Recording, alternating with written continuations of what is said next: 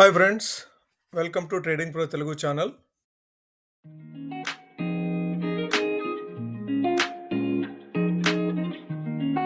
Good evening friends, welcome to daily market analysis. ఈ రోజు Indian stock market లో భారీ వాలటిలిటీ అయితే కనిపించింది. మార్నింగ్ అవర్స్ లోనేమో భారీ గ్యాప్ డౌన్ అవడం జరిగింది. అట్లానే మిడ్ సెషన్ లోకి వచ్చేటప్పటికి ఆ సెల్లింగ్ ప్రెజర్ అనేది ఇంకా ఇంటెన్సిఫై అయింది. కానీ ఆఫ్టర్నూన్ సెషన్ కి వచ్చేటప్పటికి రికవరీ చూసాం. మనం 24,000 లెవెల్స్ వరకు కూడాను రికవరీ చూసాము.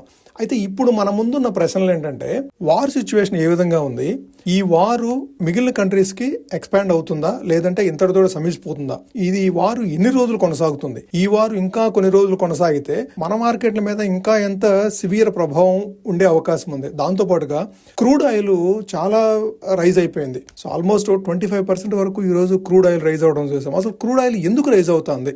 దాంతో పాటుగా ఎఫ్ఐఎస్ కంటిన్యూస్ గా సెల్ చేస్తూ ఉన్నారు. సో ఈ వార్ సిచ్యువేషన్ లో ఇంకా వాళ్ళ సెల్లింగ్ అనేది ఇంటెన్సిఫై అవుతూ ఉంది. సో ఇంకా ఈ ఎఫ్ఐఎస్ ఇంకా ఎన్ని రోజులు సెల్ చేసే అవకాశం ఉంది. దాంతో పాటుగా ఇండియన్ మార్కెట్స్ నెక్స్ట్ ఏ విధంగా బిహేవ్ చేస్తాయి, అస్సలు ముఖ్యంగా మనము పెద్ద ప్రశ్న ఏంటంటే, ఇప్పుడు యాజ్ అన్ ఇన్వెస్టర్ మనం ఏం చేయాలి? హోల్డ్ చేసుకోవాలా లేదంటే ఇప్పుడు ఎగ్జిట్ అయిపోయి బయటపడాలా? సో వీటన్నిటి గురించి పూర్తిగా ఈ రోజు బ్రేక్ డౌన్ చేస్తూ 1 by 1 కంప్లీట్ గా మాట్లాడుకునే ప్రయత్నం చేద్దాం. ఓకే, ముందుగా మనం ఈ రోజు మన మార్కెట్ లో ట్రేడ్ అయిన విధానంగా గమనిస్తే సుమారుగా 600 పాయింట్ల వరకు డౌన్ సైడ్ ఓపెన్ అవుతూ గ్యాప్ డౌన్ 600 పాయింట్లు పైగా ఈ రోజు గ్యాప్ డౌన్ అవుతూ అక్కడే కన్సాలిడేషన్ అవుతుంది సుమారుగా 10 గంటల వరకు. అంటే అప్రాక్సిమేట్ గా 23,700 లెవెల్ టచ్ చేసింది లోయర్ సైడ్. అంటే ఫ్రైడే మార్నింగ్ వచ్చేసేసి 24,680 దగ్గర ఉన్న Nifty level Monday morning opening టైంకల్లా 23,700. మీరు ఫ్రైడే మార్నింగ్ నుంచి మండే మార్నింగ్ కి డిఫరెన్స్ కనుక చూస్తే 1000 పాయింట్స్ ఉంది. సో 1 డేలో నిఫ్టీ 1000 పాయింట్స్ ఫాలో అవడం చూసాం మనము. సో ఈ విధమైన ఫాలు చాలా సివియర్ సిచ్యువేషన్స్ లోనే, క్రైసిస్ లోనే జరుగుతుంది. ఆ క్రైసిస్ ఏదో మనకి తెలుసు. ఇప్పుడు మనం వార్ సిచ్యువేషన్ లో ఉన్నాము. వెస్ట్ ఏషియాలో ఉన్న అనిశ్చిత పరిస్థితుల కారణంగా మన మార్కెట్స్ అనేది కంటిన్యూస్ గా ఫాలో అవుతూనే వస్తున్నాయి. సో ఈ రోజు 23,700 లెవెల్ టచ్ చేసిన తర్వాత సెకండ్ హాఫ్ లో, అంటే కాస్త ఆఫ్టర్నూన్ సెషన్ లో రికవరీ అవుతూ 24,000 లెవెల్స్ కంటే కాస్త అబోవ్ లెవెల్లో క్లోజ్ అవటం, 24,028 క్లోజ్ అవటం అనేది మనకు కాస్త ఓవర్ట్ నిత్యాంశం అనేది చెప్పుకోవచ్చు. ఇక సెక్టార్ వైజ్ పర్ఫార్మెన్స్ చూడాలంటే ఈ రోజు నిఫ్టీ ఐటీ గ్రీన్ లో కనపడుతుంది. మార్నింగ్ అవర్స్ లో అయితే Nifty IT more than 2% positive గా ట్రేడ్ అవుతూ వస్తున్న ఐటీ ఇండెక్స్ మిడ్ సెషన్ లో వచ్చిన సెల్ ఆఫ్ తోటి కాస్త డౌన్ సైడ్ మూవ్ అయింది. చివరికి అది గ్రీన్ గా క్లోజ్ అవ్వగలిగింది. కానీ బట్ ఓవరాల్ గా ఐటీ స్టాక్స్ మాత్రం ఈ రోజు రికవరీ అవడానికి ప్రయత్నం జరిగింది. ముఖ్యంగా ఈ రోజు మనం చూడాలంటే నిఫ్టీ పిఎస్యూ బ్యాంక్స్ అయితే మార్నింగ్ అవర్స్ లో 5.5% వరకు నెగిటివ్ గా మూవ్ అయినాయి. పిఎస్యూ బ్యాంక్స్ కానీ ప్రైవేట్ బ్యాంక్స్ కానీ ఈ రోజు సివియర్ గా సెల్ ఆఫ్ గురైనాయి. ఓవరాల్ గా నిఫ్టీ బ్యాంక్ 3% వరకు డౌన్ సైడ్ మూవ్ అవుతూ 5 months లోకి మూవ్ అయింది. నిఫ్టీ ఆటో కూడాను 4% నెగిటివ్ గా క్లోజ్ అయింది. కానీ బట్ ఇంట్రాడే సెషన్ లో మాత్రము మోర్ దాన్ 6% నెగిటివ్ గా మూవ్ అయింది.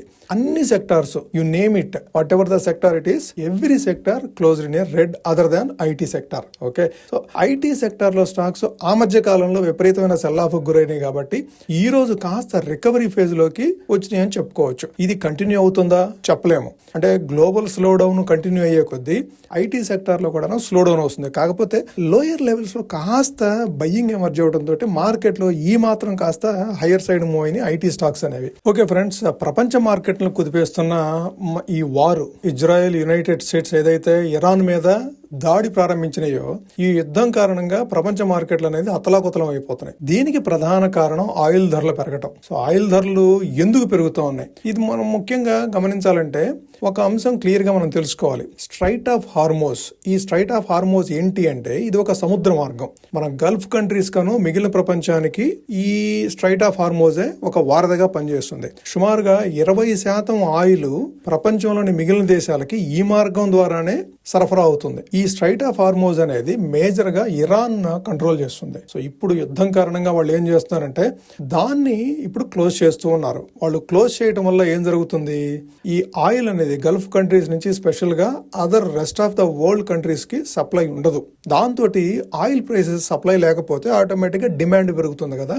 డిమాండ్ పెరిగినప్పుడు ప్రైసెస్ పెరుగుతాయి. సో ఈ రోజు మార్నింగ్ బ్రెంట్ క్రూడ్ సుమారుగా $119 వరకు పెరిగింది. సో ఇది ఆల్మోస్ట్ యుద్ధం ప్రారంభం ప్రారంభమైన తర్వాత 60% పైగా యుద్ధం ప్రారంభమైనప్పుడు $70 $72 ఉండ ఈ బ్రెంట్ క్రూడ్ ఇప్పుడు $120 వచ్చేసింది. ఇది 2022లో ఈ ధరలు చూసాము, మరలా ఇప్పుడు చూస్తున్నాము 4 సంవత్సరాల తర్వాత.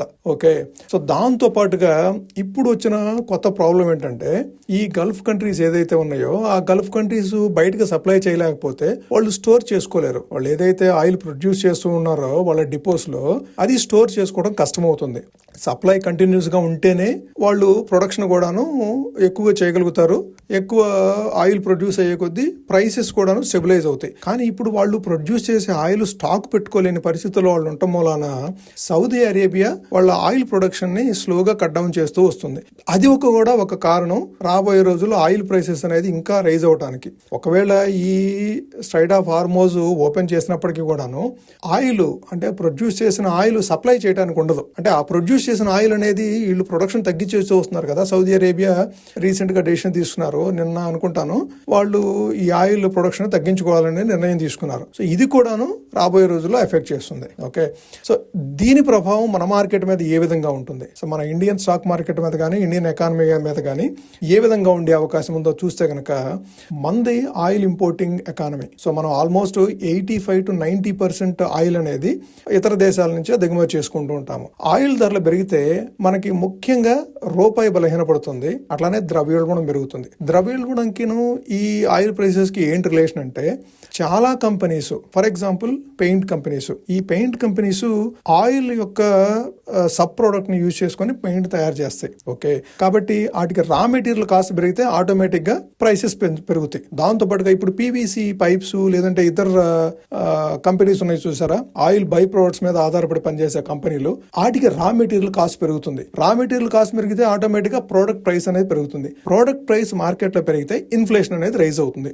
సో ఇది చాలా బ్యాడ్ ఇంపాక్ట్ చేస్తుంది ఏ ఎకానమీ మీద అయినా సరే. ఇదొక్కటే కాదు, ఈ సిచ్యువేషన్స్ గనక కంటిన్యూ అయితే ఫారిన్ ఫండ్స్ ఫ్లో కూడాను తగ్గుతుంది ఇండియన్ మార్కెట్ లోకి. అది కూడాను మన మార్కెట్లని తీవ్ర స్థాయిలో ప్రభావం చూపించే అవకాశం ఉంది. ఓకే, ఈ యుద్ధం ఎన్ని రోజులు కొనసాగుతుంది, ఇది ప్రస్తుతం అయితే ఎవరూ చెప్పలేని పరిస్థితి. ఎందుకంటే ఇరాన్ మాత్రము మేము వెనక్కి తగ్గము అని చెప్తా ఉన్నారు. అట్లనే యుఎస్ కూడాను ఇజ్రాయెల్ తో కలిసి దాడి చేస్తూనే ఉన్నాయి.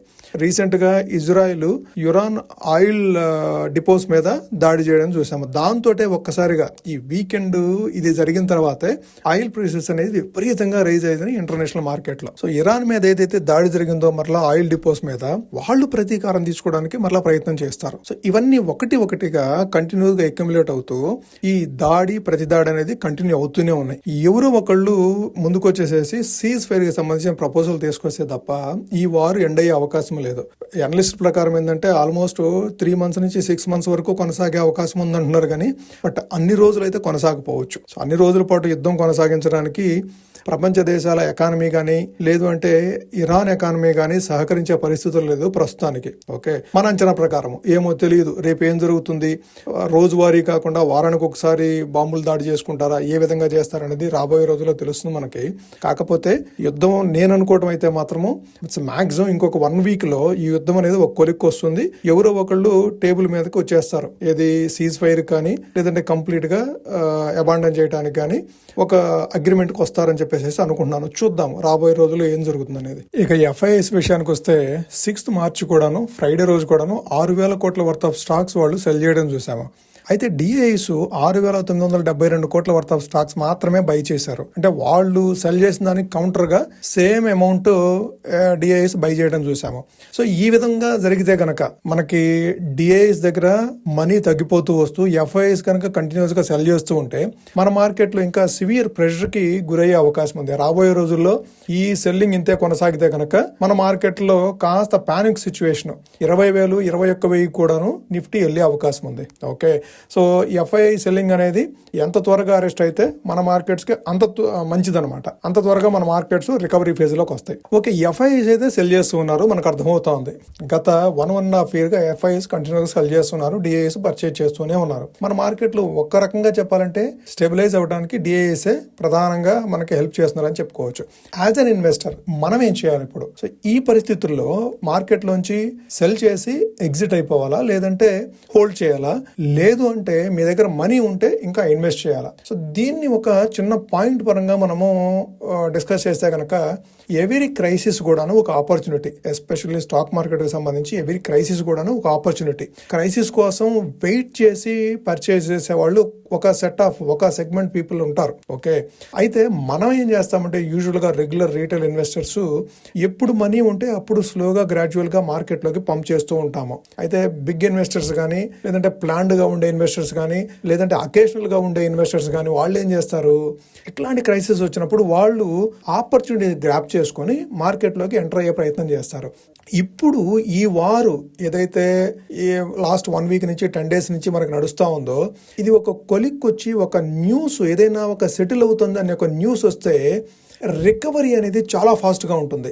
ఓకే, సో మన పోర్ట్ఫోలియోస్ ఏదైతే లాస్ట్ 10 డేస్ నుంచి 5-6%, 7-8% ఫాలో అయినాయో, నా పోర్ట్ఫోలియో అయితే 7-8% ఫాలో అయింది. సో ఓవరాల్గా ఇప్పటి వరకు 11% మాత్రమే ఫాల్ ఉంది నా పోర్ట్ఫోలియోలో. మీ పోర్ట్ఫోలియో ఏ విధంగా ఉన్నాయో ఒకసారి కామెంట్ సెక్షన్లో కామెంట్ చేయండి. మీ పోర్ట్ఫోలియో అంతకంటే ఎక్కువ కనుక ఫాలో అయితే కామెంట్ సెక్షన్లో కామెంట్ చేయండి. అట్లానే మన పోర్ట్ఫోలియోస్ ఈ విధంగా ఫాలో అవుతూ ఉంటే బిగ్ ఇన్వెస్టర్స్ కానీ, ప్లాన్డ్ ఇన్వెస్టర్స్ కానీ ఇప్పుడు ఎంటర్ అయ్యే అవకాశం ఉంది. సో ఈ వారు ఎండ్ సిచ్యువేషన్కి వచ్చినప్పుడు ఈ మార్కెట్ రికవరీ అనేది చాలా స్పీడ్గా, మీరు ఊహించలేనంత స్పీడ్గా మార్కెట్ రికవరీ వస్తుంది. ఎందుకంటే ఫండమెంటల్గా మన కంపెనీస్ కానీ, మన ఎకానమీకి కానీ ఎటువంటి ఇంపాక్ట్ ఉండదు. కాకపోతే ఈ ఆయిల్ ప్రైసెస్ రైజ్ అవటం వల్ల, ఇన్ఫ్లేషన్ రైజ్ అవటం వల్ల, other countries, middle east countries నుంచి రెమిటెన్స్ మనీ తగ్గటం వల్ల మన ఎకానమీలో కొద్దిగా ఒక చిన్న కుదుపు వస్తుంది తప్ప మన కంపెనీస్ పనితీరు మీద ఇప్పటికిప్పుడే వెంటనే ప్రభావం చూపించే అవకాశం అయితే తక్కువ ఉంటుంది. Okay, as an investor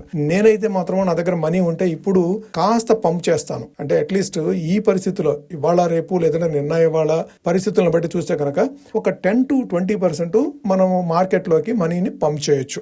okay, as an investor మనము స్లోగా గ్రాడ్యువల్గా వాల్యూ ఉన్న స్టాక్స్లో, ఎస్పెషల్లీ హెచ్డిఎఫ్సి బ్యాంక్ చూస్తే కనుక టాప్ నుంచి సుమారుగా 20% కరెక్ట్ అయింది.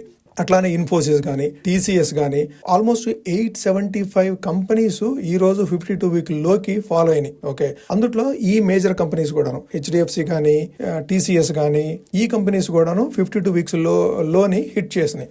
సో ఇది రైట్ టైము మనము స్టాక్ పిక్ చేసుకోవడానికి. స్పెసిఫిక్ స్టాక్ ని మీరు ఐడెంటిఫై చేసి ఆ స్టాక్ ని పిక్ చేసుకోవడానికి ఇది రైట్ టైము. ఓకే, సో ఇది గుర్తుపెట్టుకొని మీరు ఆ లెవెల్స్ కానీ, లేదంటే గ్రాడ్యువల్ గా స్లోగా మీ దగ్గర మనీ ఉంటే కానీ స్టాక్ ని పిక్ చేసుకోవడంలో ఎటువంటి తప్పు లేదు ప్రస్తుతం. ఓకే, మనకి రేపు నిఫ్టీ ఎక్స్పైరీ ఉంది. నిఫ్టీ ఎక్స్పైరీకి ఎటువంటి సపోర్ట్ అండ్ రెసిస్టెన్స్ మనం అబ్జర్వ్ చేయొచ్చు. దాంతో పాటుగా ట్రేడ్ ఆపర్చునిటీస్ ఏదైనా ఉంటే మనం తీసుకోవచ్చు అనేది ఒకసారి చార్ట్ చూస్తూ గమనిద్దాము. ఈ రోజు మీరు విక్స్ చూస్తే కనుక ఆల్మోస్ట్ 25% ఈ రోజు విక్స్ రైజ్ అయింది. 25% అంటే ఆప్షన్ ప్రైసెస్ మాత్రం ఈ రోజు విపరీతంగా రైజ్ అయిపోయినాయి. 25% విక్స్ రైజ్ అయితే కరస్పాండింగ్ ఆప్షన్ స్ట్రైక్ ప్రైసెస్ చాలా విపరీతంగా రైజ్ అయి ఉంటాయి. ఓకే, ఎవరైనా ఫ్రైడే ఈవినింగ్ పుట్స్ ఏదైనా పర్చేజ్ చేస్తుంటే వాళ్ళకి మంచి మనీ చేసుకొని ఉంటారు ఈ రోజు. ఓకే, కాకపోతే మార్నింగ్ అవర్స్ లో మాత్రం విపరీతంగా రైజ్ అయిన ప్రైసెస్ 23,250 స్ట్రైక్ ప్రైస్ కూడాను 90 రూపాయల వరకు వెళ్ళింది. ఓకే, సో అది ఈవినింగ్ వచ్చేటప్పటికి 25-24 రూపీస్ లో క్లోజ్ అయింది. ఓకే, రేపటికి మనం లెవెల్స్ చూడాలంటే ఈ రోజు లో ఏదైతే ఉందో 23,700 అనేది మనకి ఫస్ట్ సపోర్ట్ కింద యాక్ట్ చేస్తుంది. ఇవాళ క్లోజింగ్ వచ్చేసేసి 24,080, 24,080 నుంచి ఒక 300 పాయింట్లు డౌన్ సైడ్. ఓకే, అది మనకి ఫస్ట్ సపోర్ట్ కింద యాక్ట్ చేస్తుంది. అదే అప్ సైడ్ చూడాలంటే మనకి 24,300 4th మార్చి ఫామ్ చేసిన లో వచ్చేసేసి 24,300, అది మనకి రెసిస్టెన్స్ కింద యాక్ట్ చేసే అవకాశం ఉంది. సో ఇక్కడ నుంచి 300 పాయింట్లు డౌన్ సైడ్ సపోర్టు, సుమారుగా 300 పాయింట్లు అప్ సైడ్ రెసిస్టెన్స్. సో ఈ 600 పాయింట్ల రేంజ్ లో మార్కెట్ రేపు కదలాడే అవకాశం ఉందని చెప్పేసి మనం గెస్ చేయొచ్చు. ఇది ఈ లెవెల్స్ ని బట్టి కనుక చూస్తే ఈ రోజుల్లో అట్లానే 4th మార్చిలో ఆ రెండింటి మధ్యలో మార్కెట్ కాస్త కన్సాలిడేషన్ అయ్యే అవకాశం ఉంది. రేపు ఎటువంటి న్యూస్ లేకపోతే, అంటే స్పెసిఫిక్ గా న్యూస్ అంటే మనకి ఆయిల్ ప్రైసెస్ సంబంధించి న్యూస్ మనం అబ్జర్వ్ చేయాలి. ఆయిల్ ప్రైస్ ఏ విధంగా మూవ్ అవుతున్నాయి, ఆయిల్ ప్రైసెస్ మరి ఇంకొక 25% డ్రాప్ అయిపోయి 130-140 లెవెల్స్ కి వెళ్ళిందంటే బ్యారెల్ ప్రైస్ $130-140 కి మళ్ళా మార్కెట్లు 3-4% డ్రాప్ అవుతాయి. మళ్ళీ 22,000-22,500 వరకు కూడా ఫాలో అయినా ఆశ్చర్యపోవక్కర్లేదు. అదే ఆయిల్ ప్రైస్ రికవరీ అయ్యి ఏదైనా $90కి వచ్చిందంటే ఈరోజు 119 నుంచి $102 మన మార్కెట్ క్లోజింగ్ టైంకి $102-103 దగ్గర ట్రేడ్ అయ్యేటప్పటికి మన మార్కెట్లో కాస్త రికవరీ చూసాము 300 పాయింట్ల వరకు. అదే రేపు కూడాను ఆయిల్ ప్రైసెస్ లో 10% మరలా రికవరీ వచ్చింది, $90కి రీచ్ అయింది అంటే మన మార్కెట్ లో కూడా 2% లేదంటే 1.5% రికవరీ అయ్యే అవకాశం ఉంది. ఓకే, సో ఇది ఫ్రెండ్స్ ఈ రోజు వీడియో. మీకు నచ్చినట్టయితే ఈ వీడియోని లైక్ చేయండి. ఇది మీ ఫ్రెండ్స్ కానీ కొలీగ్స్ కానీ రిలేటివ్స్ కానీ యూస్ఫుల్ అవుతుందంటే వాళ్ళకు కూడా షేర్ చేయండి. మీరు ఇప్పటి వరకు ఛానల్ సబ్స్క్రైబ్ చేయకుండా చూసినట్లయితే ఛానల్ సబ్స్క్రైబ్ చేసి మమ్మల్ని ఎంకరేజ్ చేయండి ఫ్రెండ్స్. Thank you.